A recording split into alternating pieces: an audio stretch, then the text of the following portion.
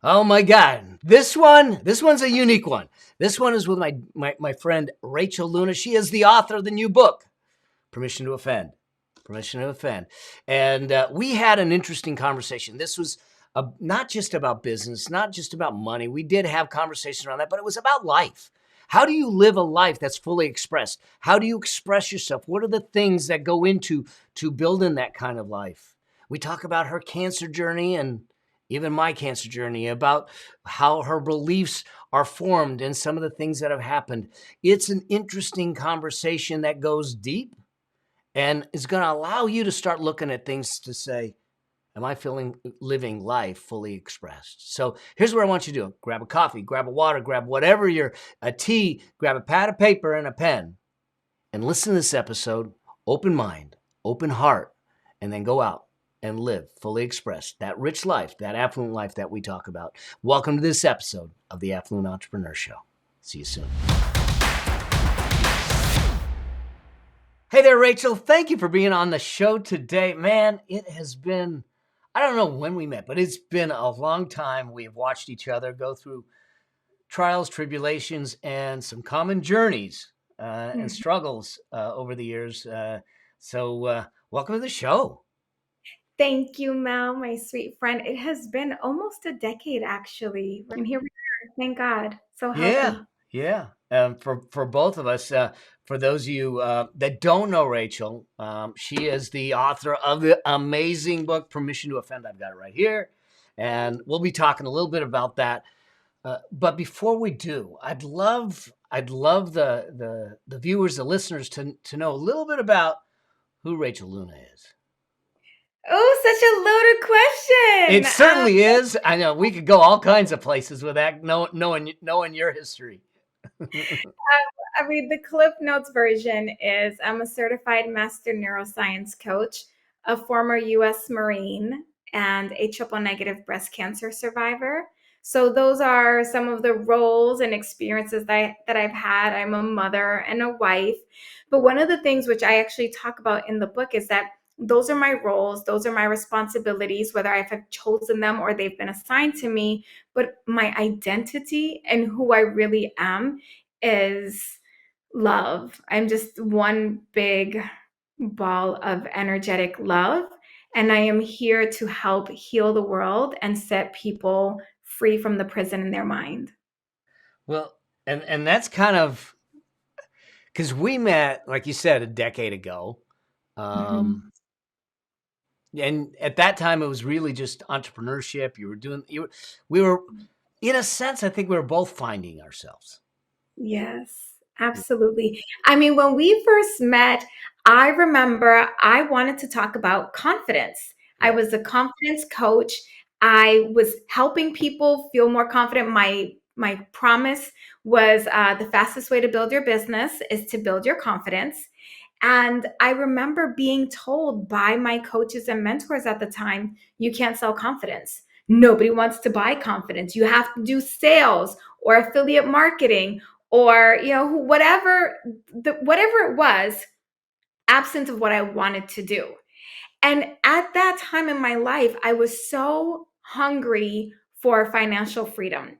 And I was so desperate for growth and for this, accolade and stature, these things that I was building up in my mind, that I listened to these, I believe, well-intentioned coaches who they themselves did not understand that not every blueprint is going to build the dream house for that individual. Yeah. And so I followed their advice, Mel. And I will say, I did. I made money. I was making great money. I was helping people, but I never felt that true fulfillment. Something always felt a little off. And I was always waiting for people to find out that I wasn't whatever it is I was trying to sell. Like, I wasn't the queen of sales. I wasn't the best affiliate marketer. I was good at those things. I had aptitude. I'm a phenomenal coach. And when you are a skilled, phenomenal coach, you can coach on just about anything because the mechanics and principles of coaching do not change. Right. was always this thing. And it was because I was not giving myself permission to offend my coaches and say, listen, buddy, I know you're the expert in marketing, but I am the expert in me. Yeah. And I am the expert in what God is trying to birth through me. So this is what I want to do. Teach me what you know in marketing and sales and business development through the lens of what I want to teach and what I'm being called to teach right now. And I think if I had that courage then, and if I had that willingness to offend, quote unquote, I think I would have been in a different place, but it all had to work out the way it did. So here's an interesting thing, because you said something, and I think it's true. You said, I was making money, I was doing pretty good, but I really wasn't fulfilled, Mm, And there was a study, a Harvard study, 4,000 millionaires, mhm, and it was a money and a happiness study. And the mm, questions that they were asking were around their happiness. And in the top five, there was nothing about the money. mm, In the top five, the thing that really drove their happiness was not how much money they made, not the money they made, but how they made the money. mm, And so, how often we find ourselves in a place that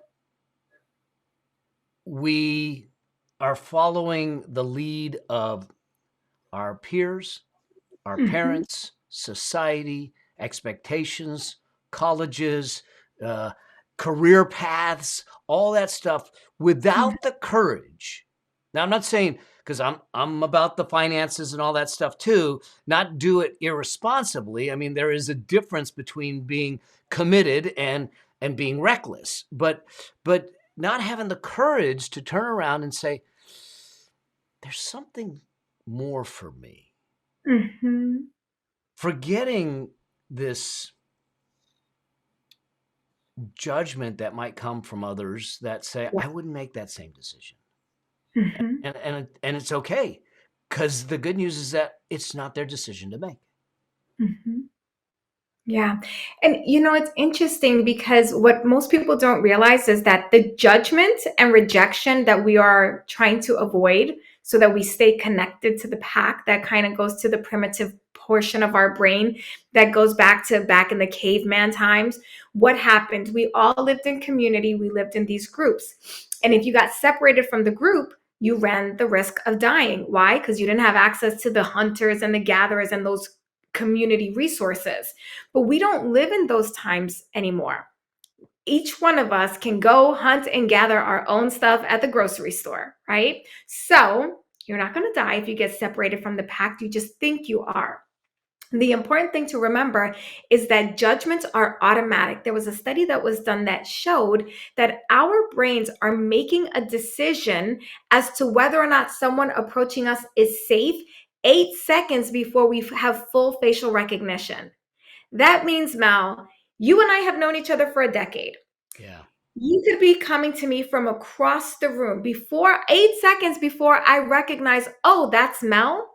My brain is going to make an assumption and a judgment as to whether or not you are safe based on perception, life experiences, whatever I've just consumed. So, for example, if I just watched an investigative discovery show and the program was of some mass murderer who happened to have similar features to you, because that's the most recent recall that I have, oh my gosh, that's not Mel. That's a murderer from investigative discovery.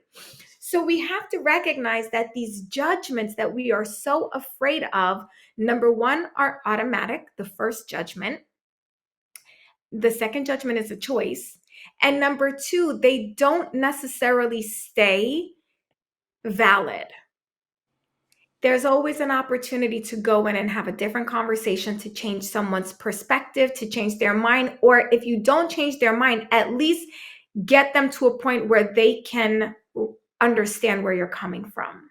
Yeah. So we should give ourselves a little more permission to offend and have these very fun and interesting, sometimes spicy conversations. Well, and here's, look, because you've got the book, and the title is Permission to Offend, and I want to get to what was the genesis of the book, what was the catalyst of the book in a second. But I think that what I love about the idea of the permission to offend is it's Mhm. not really offending to be offensive. It is Correct. it is really about the idea of being fully you, Mhm. unapologetically you. And even though someone might not agree with you or subscribe to that, that we Mhm. need to be able to have the healthy dialogues around it Mhm. versus what we have seen in in society where it's demonized. We don't promote these conversations. We don't have this stuff. And so this is where I start to look at this and say, this is a beautiful book timed Mhm. at a important time in our history, because I Yeah. think we've lost. There's another side of this, I think, and we can talk about this, is that we've also lost our ability to communicate. We don't value communication. And I think it's the absolute greatest skill that we should be cultivating in society, in our children, is as humans, as team members, as employees. And we've lost it. We've lost the art of communication, which means that we've lost the art of relations. Mm. I would add to that, not only have we lost the art of communication, we are dangerously close to losing the art of critical thinking Oh, and thought leadership, yep. which is something that you taught me. I will never forget this. You were teaching me how to build out frameworks. By the way, there are frameworks in the book, and I I know. always credit you for teaching me how to take my ideas and put them into frameworks. But you taught me that whenever there's an idea, to either look at it as yes and, Mhm. or yes but, no and, no but, and then find out what your idea is behind the yes and the no but or the yes buts. And we're not doing that. No. We also are not allowing for safe conversations where we can test ideas out and get them wrong without being canceled or cut off or, being labeled something horrible. And so I'm really interested in changing the landscape so that we can have better, more critically thought driven conversations that create more community and more connection, not division. I love this. I love this. So what's the thing that, because businesses are going to be more successful when we can do this. 100%. Employees are going to feel more fulfilled when we do this. Mhm. Your retention of employees will be better. The loyalty of your customers will be better. The level of trust will exist. The Mhm. They're getting the realness of you, and so this this has been a work for you to bring this out. How what was the genesis of this book? What was there an event? Was there something that got you to go, I just, this is in my heart, my soul. I gotta write this. Okay, so the title came from one event. The finished product and what actually was then created from it is completely different. So let me say this, but before that, I don't want to lose this thought about um, this idea of when we do this work, our businesses, our Yeah. retention, all of that improves. The one thing I want to make sure, and we can come back and dig into this a little more, is that in order for us to first have those conversations with other people, we have to first learn how to have these internal conversations with ourselves. So just remind me to break that down a little more. Yep. But to answer your question about the genesis, there I was taking on this crown of sales confidence queen, which is what I had been dubbed by my coaches, right? You're so great at selling. You are a sales confidence queen. And listen, Mel, I can sell. I Hmm. actually love it because I look at sales as an exchange of value and Yeah. an opportunity to have a transaction that leads to transformation. So when it comes to sales, I'm here for it. I'm on stage speaking to a group of 500 women around their sales and why aren't they putting themselves out there? And I asked the audience, why don't you sell? Why aren't you making more offers? Somebody stand up and tell me. And a very brave woman stood up. I can see her face just like I'm looking at you right now. And she's like, I'm afraid to offend people. And without thinking, the words came out of my mouth. Offend them. Offend them. You have to give yourself permission to offend. And as soon as the words came out, I was like, oh, that's good. You ever say something and you're Yeah. like, Oh, yeah. that was good. And this is what I said to her. I said, there are people who are offended that you even dare to dream. There are people that are offended that you exist. I can think of my own my stepmother. She hated me just because I looked like my biological mother, who by the way was already dead in the ground for like a decade. And so there are people that are offended that you look a certain way, that you have a certain faith practice, that you talk about your faith, that you are making money. You know, one of the things that my husband has worked to overcome is his belief in wealthy people because he grew up very, very poor, but his parents made just enough money to afford to like send him to this special school. There was some sort of a program. So he goes to school with all these rich kids, but he's poor. And so he had this idea that rich people are mean and they're just arrogant and da da da da da da. And when I come like, oh, we're going to be millionaires. I'm building this business and we're going to be millionaires and we're flying first class. Get on board. And he's like, why would we want to be like those people? They're awful, right? And so he was offended by their existence, by their money. And then he was offended that I was trying to make us the very thing that he hated. Yeah. So that was kind of the birthplace, the genesis of it. As I had this idea, I was talking about it, I was testing out the concept, and people were like, man, that's really good. But you know why people were so excited about the idea? Because it was freedom. It was giving them permission to actually say the things that they were thinking and build their businesses the way that they were seeing it, not the way their coaches were telling them it needed to be. They could make these decisions with their money aligned to the risk that they wanted to take, the calculated strategic risk, without listening to the programming from their mom that said save for a rainy day, never invest, or you put it in the mattress or whatever ideas. What got us to where we are today with the book, a couple of things happened. Number one, I was really interested in writing a book that was going to lead to transformation solely from reading it. And this is my copy. By the way, once you take off the cover, right? So solely from reading it. I didn't want to write a book that was like, here's like step one, and now go buy my course so you can get the full transformation. I didn't want to make a marketing calling card. Nothing wrong with that, by the way. If that's what you got, that's what you got. Rock it. But I knew I was interested in giving people freedom just from reading the book. And then if they wanted to go deeper with me to mastery level, we could do that. But I wanted to make sure that when you were done reading any part of the book, you felt a shift in who you were being and you were connected more to your internal truth and less to the external expectations of the world. So good. So good. And I will tell you, as someone who's read it, you accomplished it. Thank you, friend. Yeah.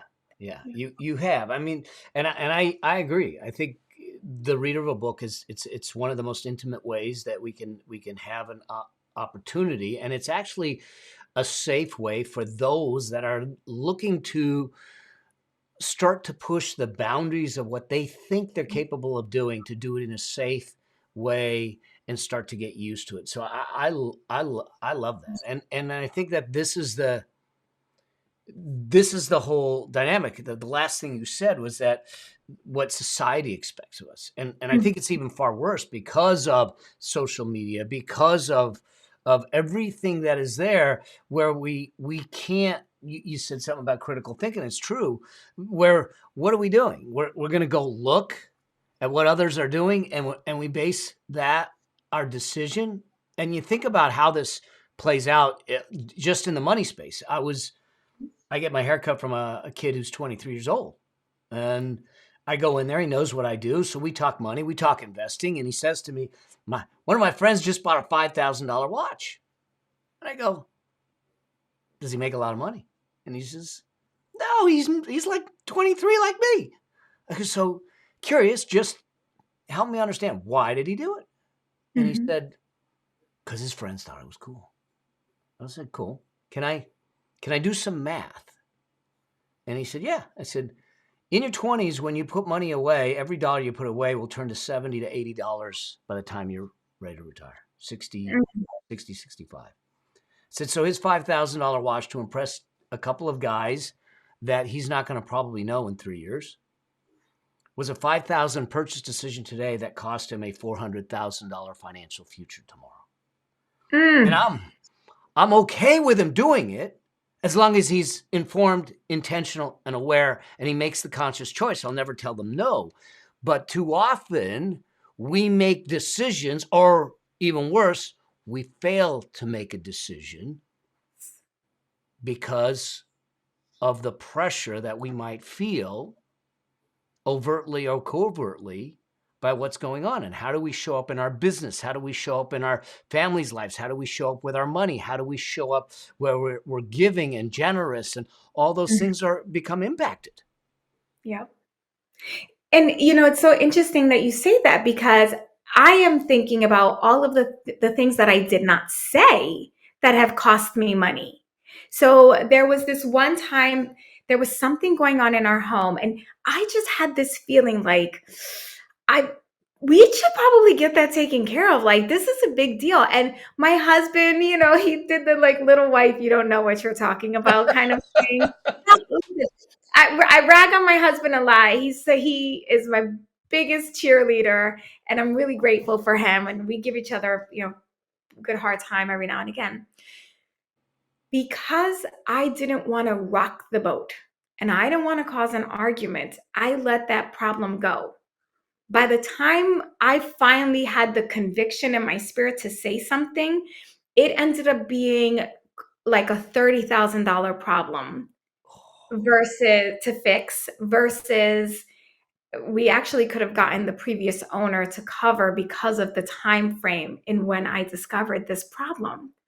And so, you just think about all the times you don't speak up, all the times you don't take the action, the aligned action that you want to take, all the times that you push down your truth to make someone else feel comfortable in your space, and it costs you time, money, energy, ultimately that emotional freedom that I think is so important.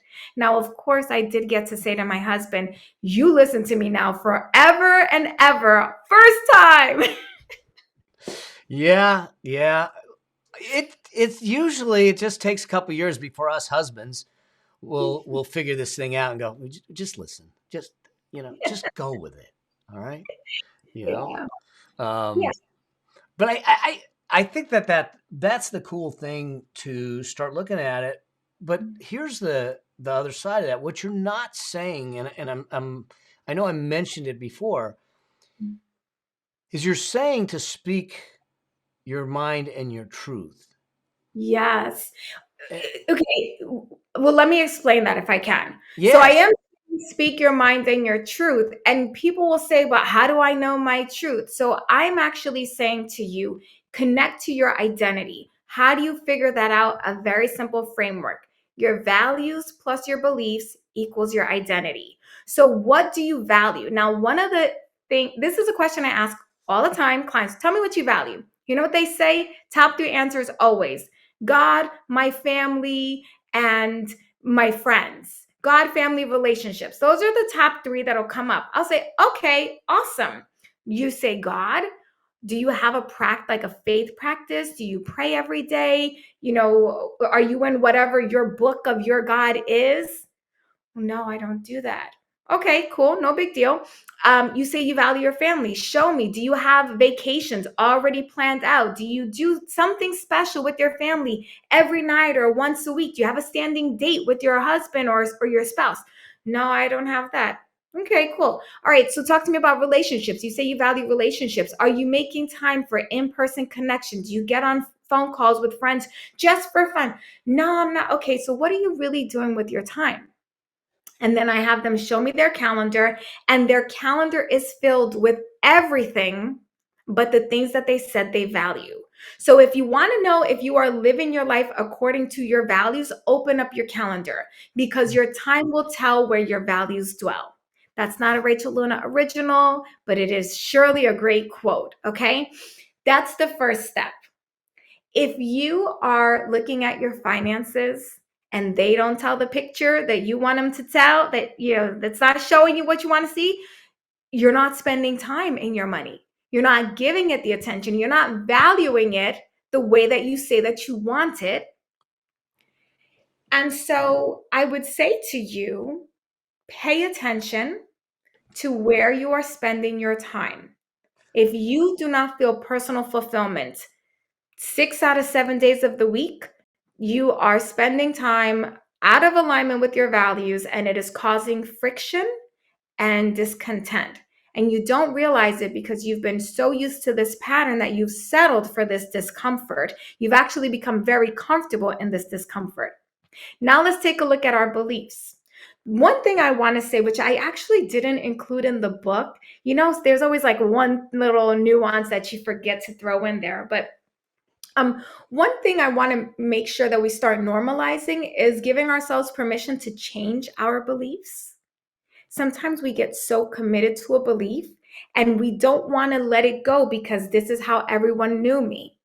And you have to give yourself permission to let some people learn a new you, get to know a new you.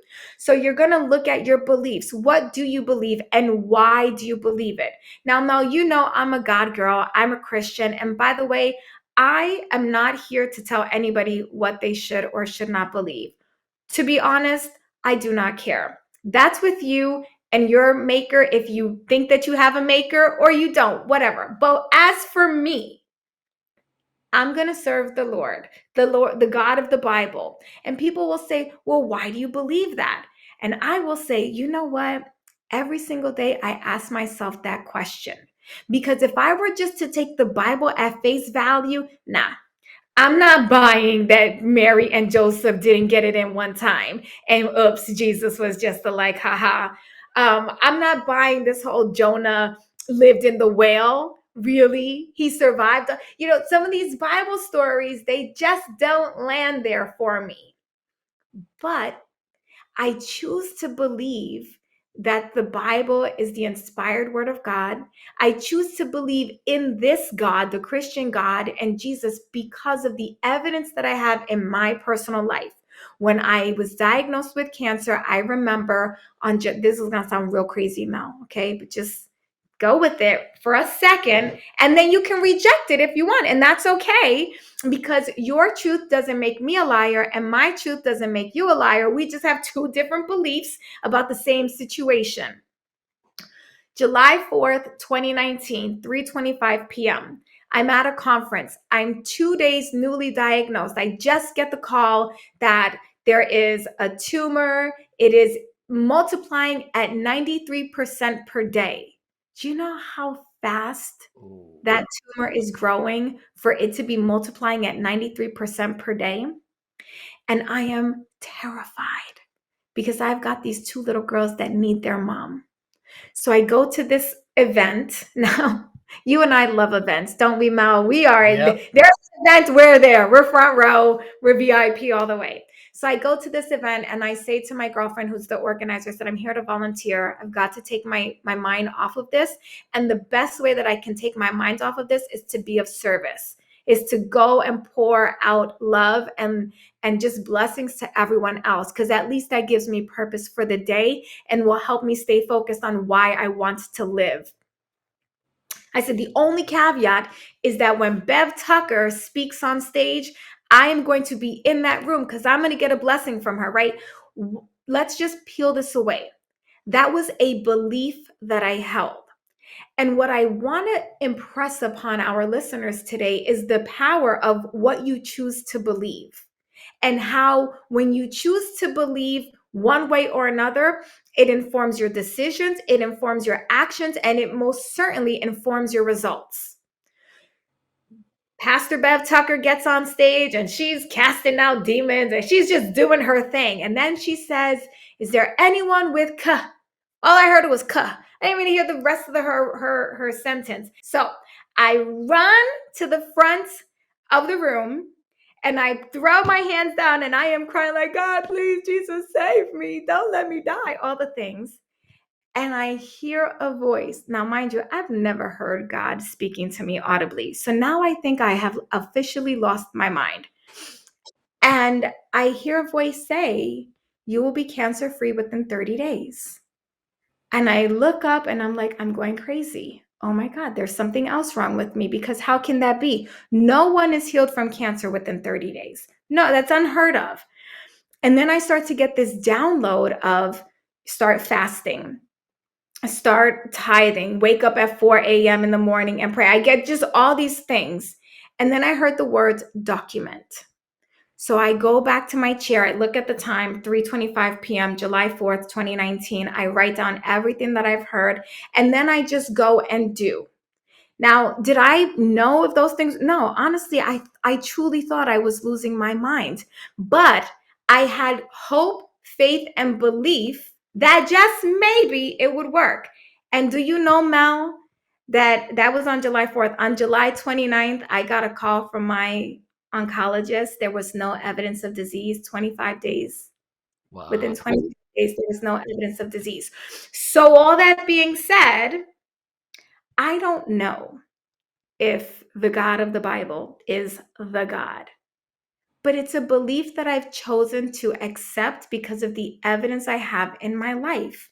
And it's okay with me if people around me don't believe me. It's okay with me if people think I'm crazy. I'm willing to look crazy. I'm willing to look foolish for my conviction. I'm willing to tell this story. You know, a lot of people don't like me to tell this story, Mal, because they're like, "Oh, you're going to offend my audience. You know, this is a podcast about money. Nobody wants to hear about God." I understand that. But this is part of how we got here.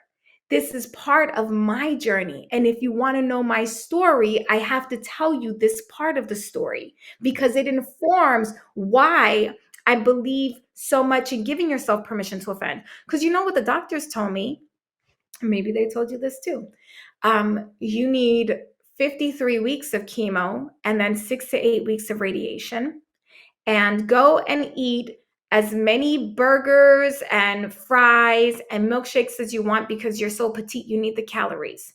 Now, you and I, before we began recording, what did we talk about? The radical diet changes that we made, right? Yep. And cutting out dairy and cutting out sugar, because you and I both know that for us, we won't say for everybody, we'll say for you and I, we believe that no sugar, no dairy, low grains is the path for healing for us. Would you agree with me on that? I would. I actually did a fast too. Yeah. There will be people that get so angry. There are people in the cancer community that get so angry that I did not choose the conventional chemotherapy or radiation track. And that's okay. I respect their anger because their anger is really a mask for fear and doubt and unbelief. Well, look, and this obviously it's not the topic of the show as far as cancer and all that stuff, but it's life.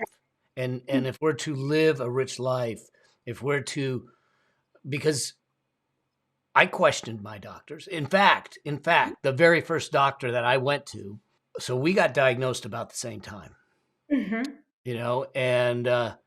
and the very first doctor I went to, I go in and he says the CT scan showed a 5 centimeter tumor. I need to go in with a scope and let's verify it. Now that was a Thursday, and He goes in with a scope and he says, yeah, it's there. We were supposed to leave to England the next day. He said, I need you to cancel your trip. I need you in surgery on Monday. Wow. And I walk out and look at Stephanie and I said, he's not touching me. And Mm. she goes, I agree. She goes, why do you say it? And I said, first things first, he had the CT scan for 12 days. And now Mm. it's an emergency. The way he said I do these surgeries sounded like I take the trash out every week. And I said, Mm. there was a feeling. So we literally sat in the parking lot. She's in the medical industry, so she starts calling colleagues. Who's the best surgeon? Who's the best surgeon? Who's the best surgeon? This guy's name came up 3 times. Mm. We called his office. His assistant said, we happen to have an opening tomorrow morning at 9 a.m. Wow. He's been my surgeon ever since. And I think that we suppress the voices within us because maybe we don't know where they're coming from. We don't know, but it's the same voice that is the yearning in us to live bigger. It's the same voice that the yearning us to dream bigger. It's the same voice in us that is saying there is more for you out there. Mm. And yet we suppress it because people might think something. We suppress it because it's not what we're supposed to do. We suppress it for whatever reason. But the one thing that happens when we suppress it is we live a smaller life. Mm-hmm.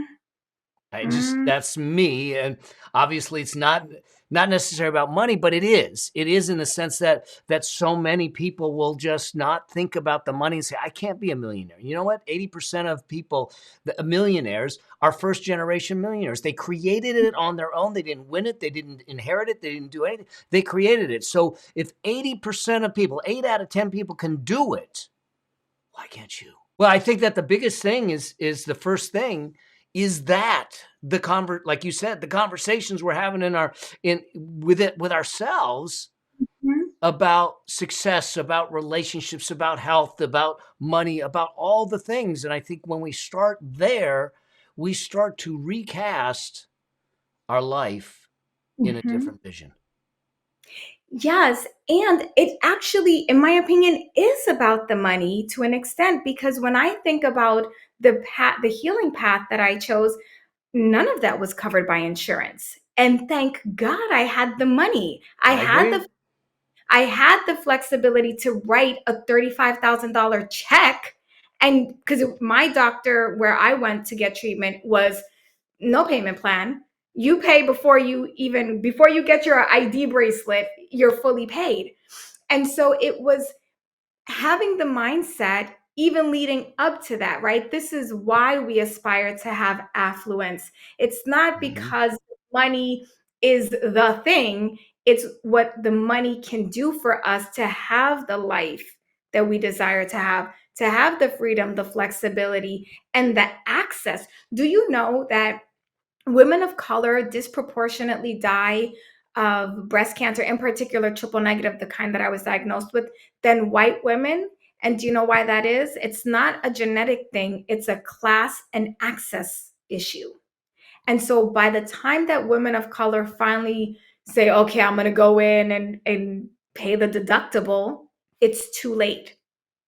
And that's a class thing that can be easily resolved when we start giving ourselves permission to own our abundance and our wealth and make those better decisions, just like you teach us. I don't know if you know this, Mel, but years ago, my babies were young and you were so generous. You sat down with me. I was like, Mel, I want to make money like you make money. Tell me how to do it. And you sat down with me and you were telling me all the ways that I could, smart things I could do with my money. And I listened to you and I immediately set up accounts for my kids. And so now these girls, by the time they're 40, they will each have about $1 million in their accounts by themselves. You also taught me about getting insurance on myself. And we won't say what my insurance policy is, but let's just say it's going to be there's legacy behind. And all of that are wise decisions that we get to make. Do you know that there were people that told me I didn't need those things and that I was wasting money and that it wasn't smart to, you're living so, on pennies right now. And I was like, yeah, because I see a bigger picture. Yeah. And you're Yeah. all of it is planting seeds for the Mhm. future. But, and I think that that's really the key. Look, I started down this money journey in a different way because of a picture that Jeremy drew at 6 years old. He Mhm. showed me that I was living life out of balance. Showed me that I was out of harmony. He showed me that he didn't understand, because it was a picture, but it was a mirror. He Mhm. created a mirror of what he saw, and I had to either look in the mirror or turn away. And if I was Mhm. going to look in the mirror, I had to change things.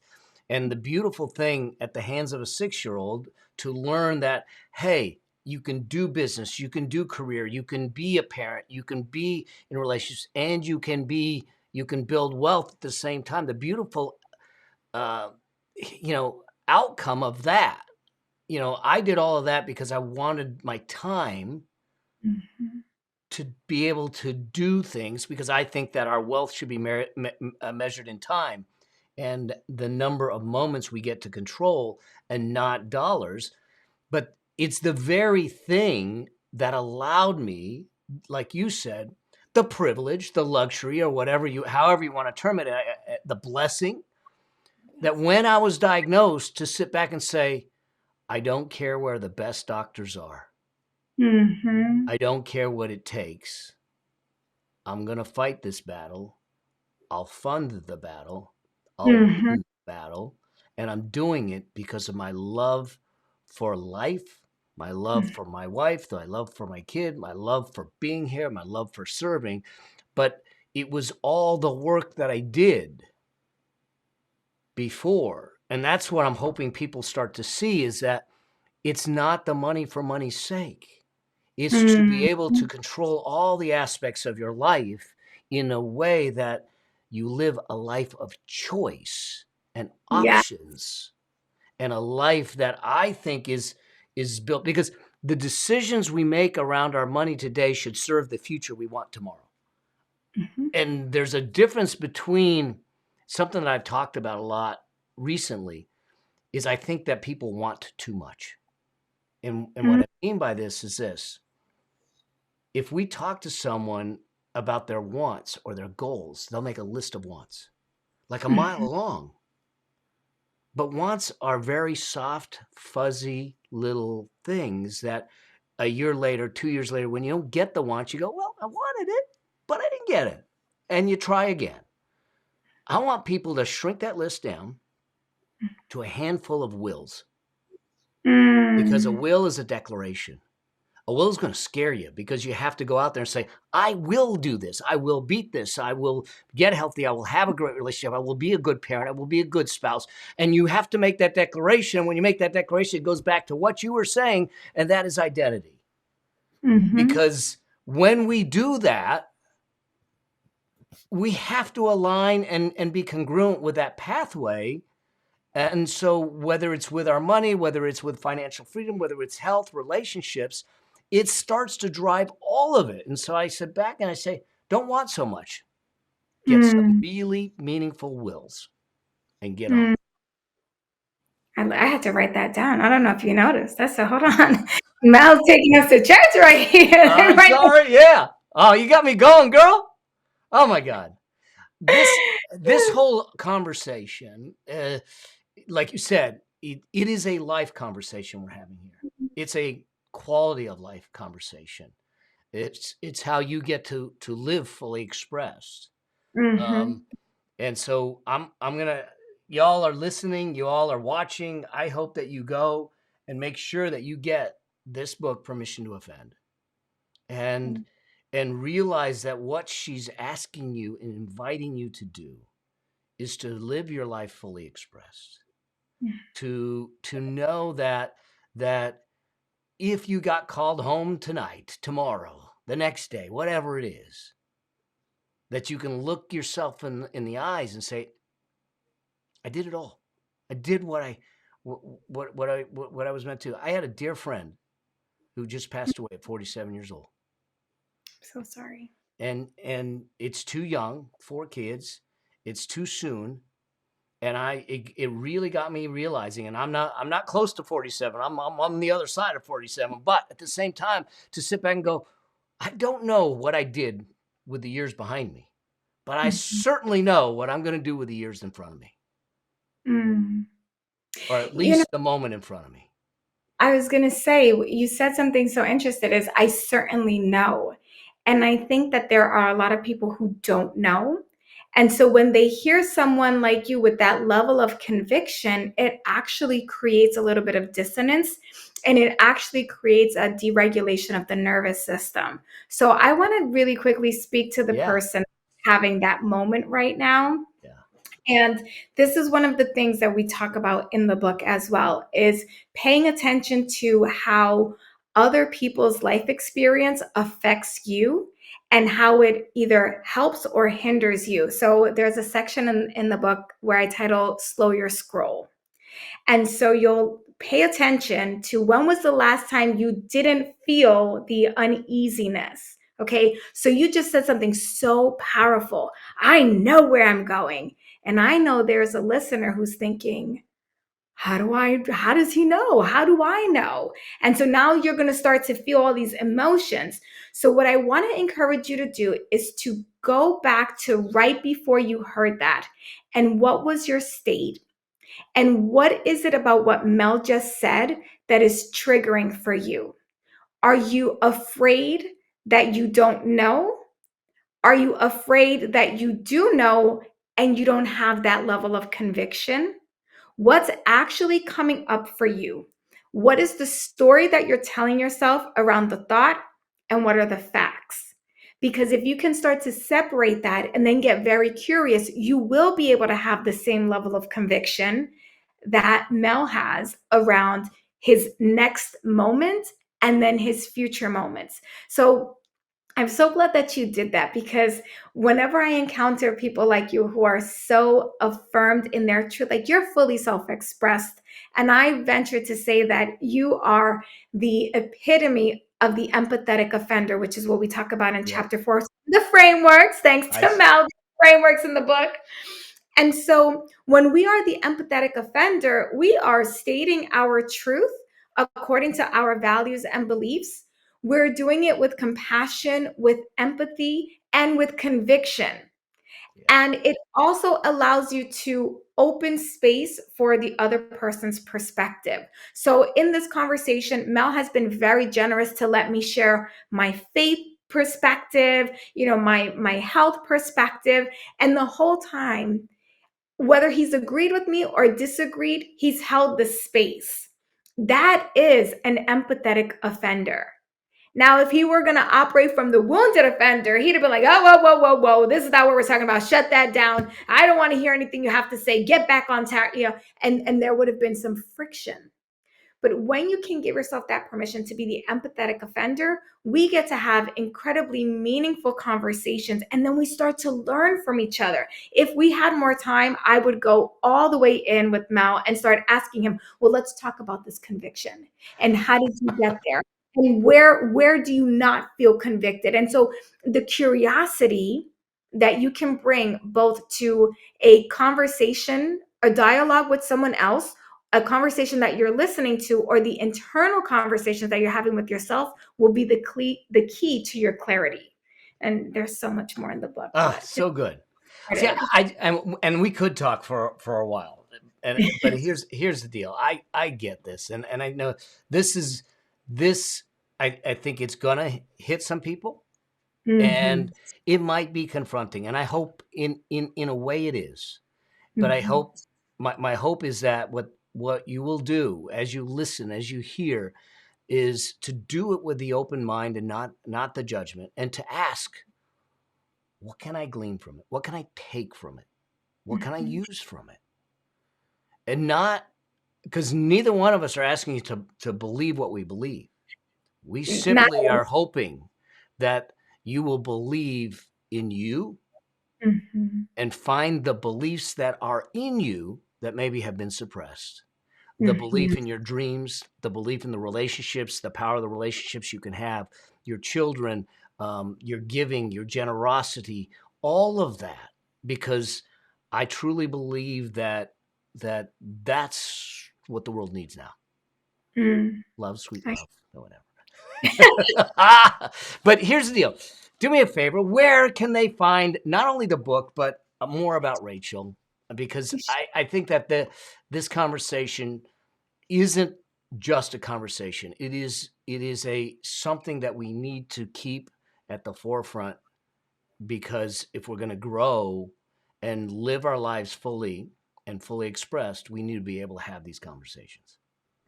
Thank you. Well, I would love, since you're already listening to a podcast, for you to subscribe to my podcast. It's the same title, Permission to Offend, and visit me over at rachelluna.com. If you are an Instagrammer, I'm at Girl Confident. So those are the three best places. And feel free to DM me any questions, any challenges. I love having these conversations, and I do personally respond. Awesome. Well, we'll hook that all up in the show notes, in the description, and all that stuff. And we'd love to hear from you on the show too. So, what was your biggest takeaway? What is something that you had? If you have questions, you can submit them to me too. And let's keep this conversation going. Rachel, so good to have a chance to chat with you. So good to have you on the show, and so glad you're healthy, you're vibrant, and you're serving, because that's where your soul belongs. You as well. Thank you, Mel. Love you so much. See you soon.